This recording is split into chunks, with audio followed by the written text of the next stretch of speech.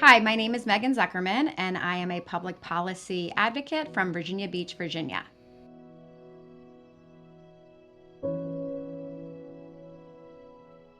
When I was 2 years old, my parents moved us to a new plot of land that was being developed in Virginia Beach that was a former farm. And my earliest memory is actually standing in front of what was to be our house, watching our house being built. And it was on the water and endless land. My mom's sister, so my aunt and her family, bought the property next door to us, and it was absolutely beautiful. Trees as far as the eye could see, except for those obviously being cut down to build the homes. And we were on the Lynnhaven River, so beautiful waterway. And it was all of these plots of land that were on this former farm were being subdivided and sold to the families, and everyone was pretty much developing at the same time. So growing up, my neighborhood was filled with kids my age, and we would get up in the morning, go ride our bikes, and come back in time for dinner. It was one of those absolute perfect neighborhoods to grow up in because it was large enough that you could get lost in it, but small enough where everybody knew each other and we always felt safe and supported.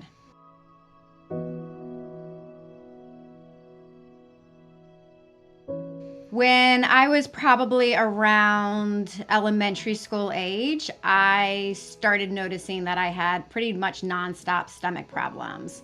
My stomach was just never happy. I never felt good.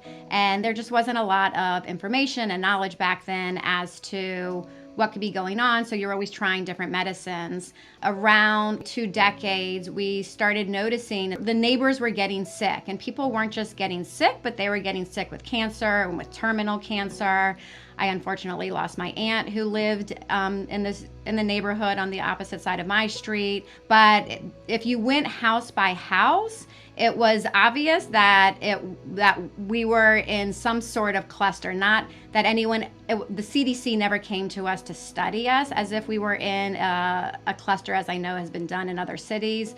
And it wasn't that we had one particular type of cancer. So I think that also was a bit ambiguous, because I know when they've studied clusters in the past in neighborhoods, they've had breast cancer clusters. And the cancers really span the gamut as far as the different ones that were affecting people. And I'm not, I can't necessarily define that other people's stomach problems were the same as mine, but the neighborhood wasn't well.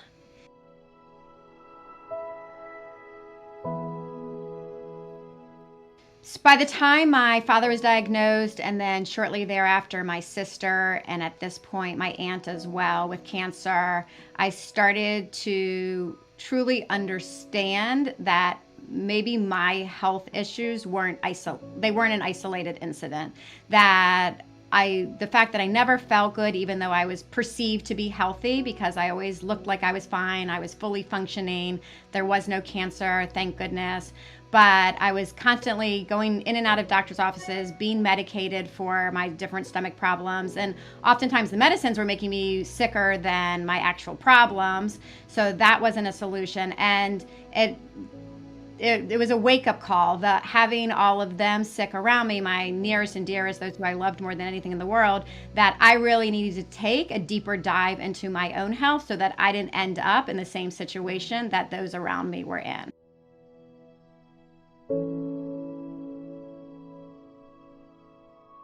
My takeaway from the experiences I was having personally and those that I was surrounded by as far as the health and wellness of those around me was that I had to educate myself. So I was realizing that going in and out of doctor's offices was not going to give me the answer that I was seeking, and that it was up to me to figure out what was I digesting, ingesting, and how was that affecting my life and my health.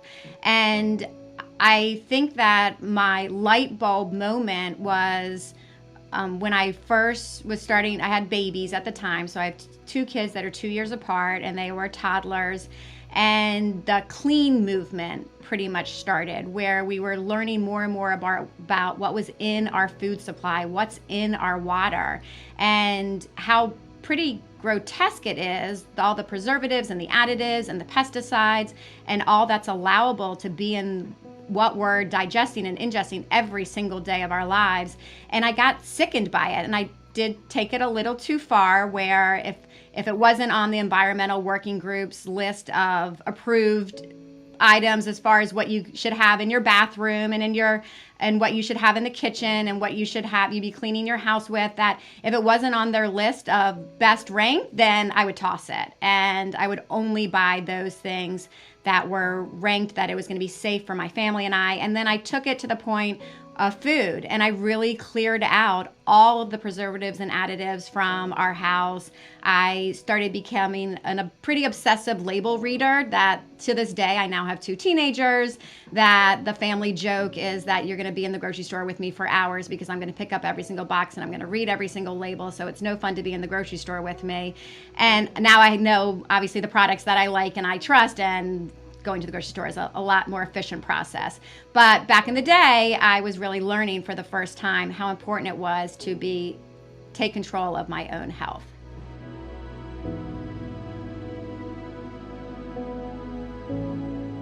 And then as I started down my clean eating journey and my stomach problems, while I was paying more attention to intuitively to what my body was telling me was good for me to eat, when not good for me to eat, I still was having some pretty chronic issues that I know needed more than what I was able to give it, just as far as diet goes. So once again, I sought out to find the best acupuncturist in the city I was living in, and I found Dr. Jane, and the first thing she said to me when I laid on her table was, "You're really sick."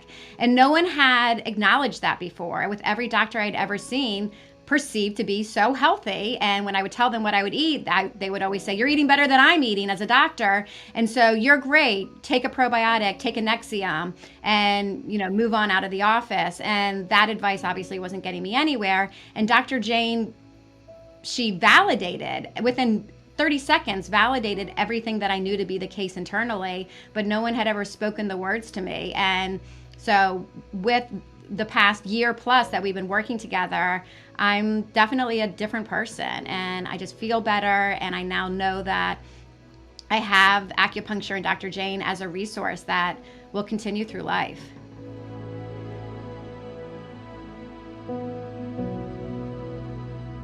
My self-care daily regimen that is most important to me, and it's something that's been ongoing for the last 8 years, is that I meditate every morning. And I'm human, so it's not every single morning, but it is the majority mornings of the week. And I have carved out where I set my alarm for 10 minutes early before the rest of the house is going to wake up.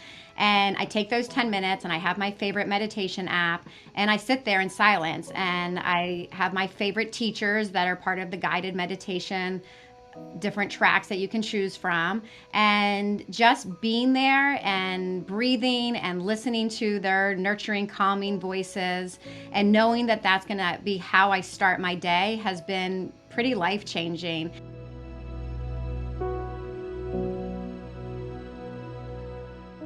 My most important takeaway, if I could be talking to my adolescent self, or even younger, as a 10-year-old when all of my problems seemed to start, is to be aware. I was just eating whatever was around, whatever my friends were eating, whatever we were picking up in restaurants. We weren't fast food people growing up, so that was never a problem. And we grew up pretty healthy, definitely lots of fruits and vegetables, but I just wasn't even aware of what was in our food supply. And I feel like that awareness has been everything, and that's something that I'm trying to instill in my children, that they can pick and choose what they want to eat, what tastes good, what flavors they like, what textures they like, but be aware of what it is that you're consuming, not just thinking that it's all safe.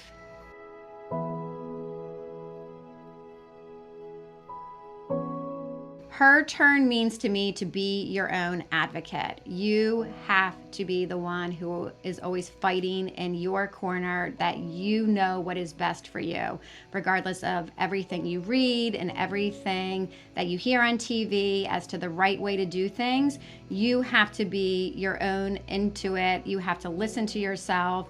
You have to fight for what you believe to be the right thing for your body, for your spirit, for your wellness. And if someone doesn't give you an answer you like, then go seek another answer, but never stop seeking out to be the best that you can be.